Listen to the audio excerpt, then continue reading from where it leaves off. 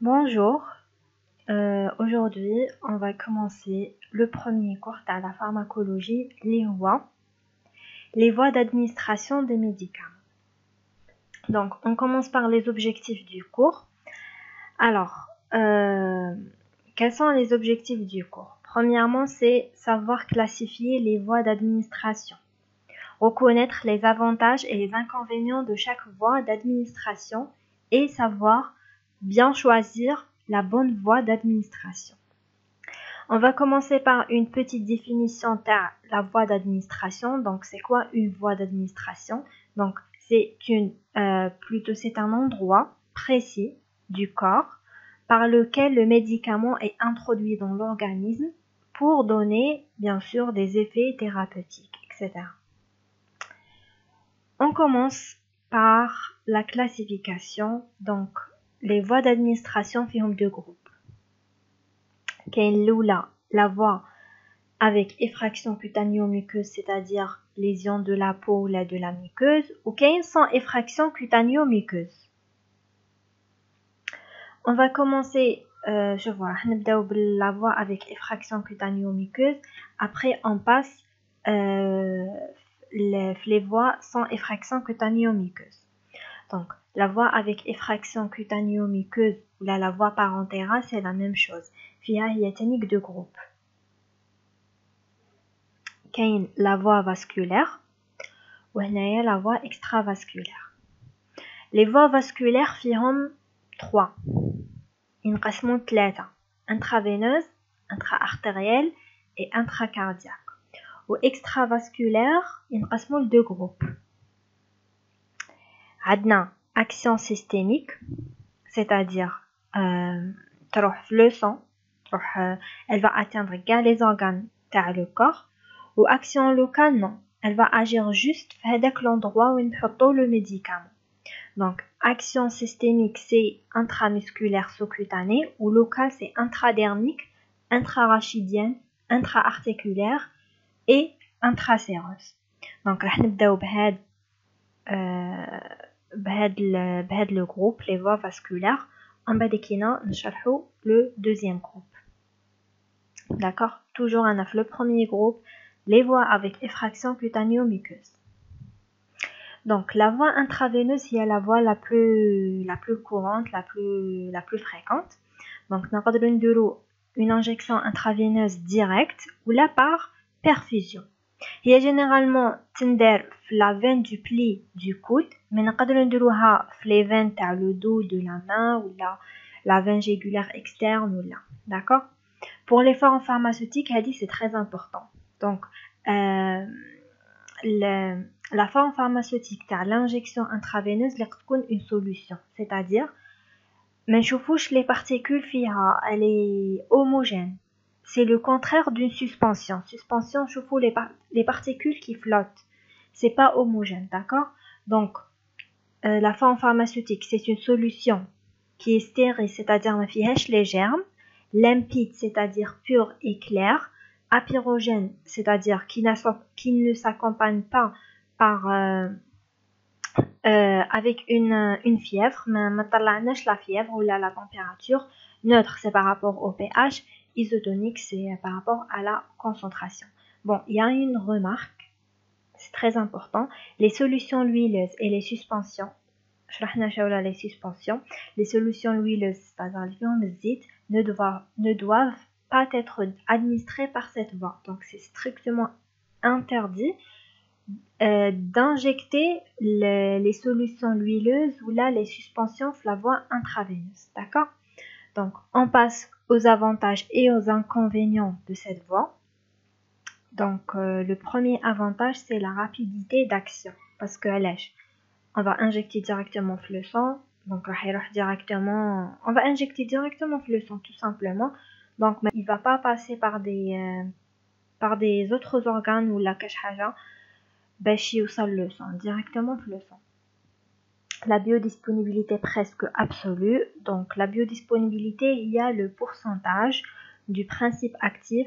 Le principe actif, il y a la molécule qui donne les effets thérapeutiques. Donc, c'est le pourcentage le principe actif qui va atteindre le sang. donc elle est presque absolue. Évite, bon, هذا l'effet du premier passage hépatique et l'effet du premier passage intestinal. هذا on va le détailler après les cours suivantes. Ça l'essentiel. علاش évite parce que ماحش يفوت في le foie, ماحش يفوت في l'intestin. Évite l'interaction principe actif tube digestif, c'est tout à fait normal parce que ماحش يفوت في le tube digestif, راح يروح directement للدم. Utilisation possible chez des patients inconscients ou non coopérants, c'est normal. هاد la voie ما تحتاجش واحد يكون conscient باش يديرها. Une personne تكون في الكوما normal نديرو لها la voie intraveineuse. Utilisation possible en cas de vomissement ou là d'obstruction gastro-intestinale, c'est normal parce que ما كانش le passage par le tube digestif. Maintenant, on passe aux inconvénients. Premier inconvénient, c'est une voie traumatisante. Ça va irriter la peau. D'accord. Nécessite un personnel qualifié. C'est pas n'importe qui qui donne la voie intraveineuse. Difficulté d'administration. Donc, le matériel, il doit être stérile ou gars. Un risque technique, donc risque de piquer un artère. D'accord. Le risque infectieux, bien sûr, il démaquage le matériel stérile. Et le risque toxique, il donne un surdosage. Risque de faire des réactions anaphylactiques. Donc, c'est quoi les réactions anaphylactiques? Ce sont des réactions allergiques qui peuvent entraîner le décès du patient. Qu'il y a des personnes qui ont par exemple une allergie à la pénicilline ou là, dirons la pénicilline par voie injectable, c'est-à-dire intraveineuse. Ça donne la réaction anaphylactique. D'accord? Donc, comme on a la voie intraveineuse, on a la voie intra-artérielle ou la voie intracardiaque. Toujours la naf les voies vasculaires. D'accord? Donc, intra-artérielle, c'est rare, c'est difficile à réaliser avec une biodisponibilité absolue. Il y a généralement de l'eau qui pour faire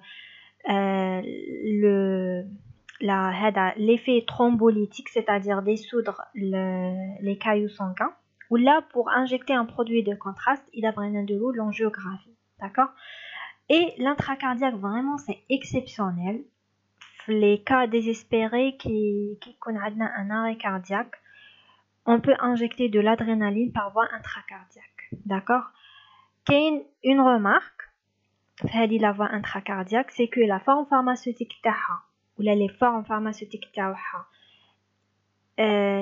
m'a la voie intraveineuse, hyétanique, il connaît des solutions stériles, limpides, apyrogènes, neutres, isotoniques, ou les des solutions huileuses ou là les suspensions, d'accord.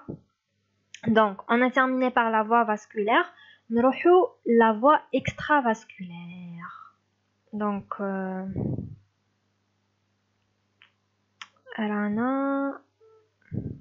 comme on a dit la voie vasculaire, donc on a la voie extravasculaire.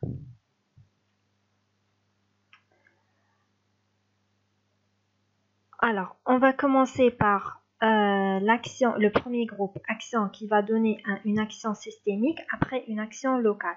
Action systémique, on a l'intramusculaire, le muscle, ou la sous-cutanée, le tissu sous-cutané. C'est 45 degrés, intramusculaire, c'est 90 degrés. Donc, l'intramusculaire, تندار في l'épaule ou là في le cadran supérieur externe تاع les fesses, c'est-à-dire le muscle fessier ou là le muscle deltoïde. Donc les formes pharmaceutiques تاعها هذه نقدروا نديروا لها des solutions et des suspensions اللي غيكونوا stériles et apyrogènes. Donc quels sont les avantages تاعها? Une résorption plus rapide que la sous-cutanée. Donc, elle est meilleure que la sous-cutanée. Il n'y a pas de destruction digestive, c'est normal parce que me cache le passage par le tube digestif. Il n'y a pas d'effet du premier passage hépatique parce que le foie. Les inconvénients تاعها c'est la technique. La technique تاعها اللي يكون un personnel médical qui maîtrise la technique. Les risques locaux, les lésions nerveuses. إذا درناها parce que il y a un risque de léser un nerf. C'est pour ça درنا le cadran support externe des fesses. Par exemple غير نلزو شويه منا نقدروا نطيحوا في les fesses, نقدروا نطيحوا في le nerf sciatique. Le risque infectieux c'est إذا ما كانش le matériel stérile. Et le choc anaphylactique c'est la même chose اللي قلناها قبيله. Donc on passe à la voie sous-cutanée. Pour les sites d'administration, bon, la voie sous-cutanée qui نديرو l'Ovenox ou là qui نديرو l'insuline. صح. Donc تندار هي normalement تندار le plus souvent في l'abdomen, في la face externe des cuisses, في l'épaule, في le dos شوية plus ou moins et la face postérieure du bras. Les avantages de cette voie, c'est l'auto-administration, c'est-à-dire le malade lui-même يقدر يديرها لروحه, pas de destruction digestive et pas d'effet du premier passage hépatique. Les inconvénients تاعها c'est que elle est douloureuse. صح. Et le volume d'administration, il est vraiment limité. Le risque de lipodystrophie parce que حنايا كي غادي نانجيكتو en sous-cutané واش كاين la graisse. Donc il y a un risque de la lipodystrophie. C'est quoi la lipodystrophie? C'est un développement anormal de tissu adipeux. تقدر تكون عندنا une perte تاع la graisse ou la accumulation تاع la graisse. La nécrose, si on a injecté des substances irritantes, et il y a une contre-indication absolue fait la voie qui connaît des brûlures ou là en général un mauvais état cutané qui met la peau مليحة irritée ou la lésée ما نقدروش نديرو هاد la voie. صح. Donc on a terminé par les voies systémiques. نروحو دروك les voies locales. On va commencer par l'intradermique. L'intradermique, on va injecter le derme. Donc on a l'épiderme, puis le derme. Donc l'intradermique يديروها pour le vaccin تاع BCG ou l'IDRT. l'IDRT هذه تقراوها في البنومو, هذا c'est pour le dépistage تاع la tuberculose. Donc c'est l'intradermoréaction à la tuberculine. Deuxièmement c'est intrarachidienne. Intrarachidienne, شوفوا هنايا في le dessin هذا le crâne, عندنا la peau, عندنا périoste, l'os du crâne, وهادو les méninges. Les méninges ils sont composés par la dure mère, l'araconoïde et la pinnaire. Donc, في l'espace sous-araconoïdien هذا نقدروا injecto اسمها هذه la voie intratécale. صح. في l'espace sous-araconoïdien نقدروا injecto par exemple des antibiotiques ou des antalgiques ou d'accord. وكاين une autre voie هذا c'est un espace يقولوا له espace épidural. Ou la voie تاعها سموها la voie péridurale. Donc la voie intrarachidienne فيها زوج, intratécale et péridurale, qui m'a l'anesthésie péridurale. D'accord. Donc عندنا flexion locale intradermique, intrarachidienne. Troisièmement c'est intra-articulaire. Intra-articulaire, le genou ou la l'épaule, on va injecter. Il y a généralement des corticoïdes. في هادو les articulations, في la séreuse articulaire. إذا كان عندنا une inflammation ولا, d'accord. ou intraséreuse, la séreuse, donc soit le péritoine ou la plèvre, d'accord.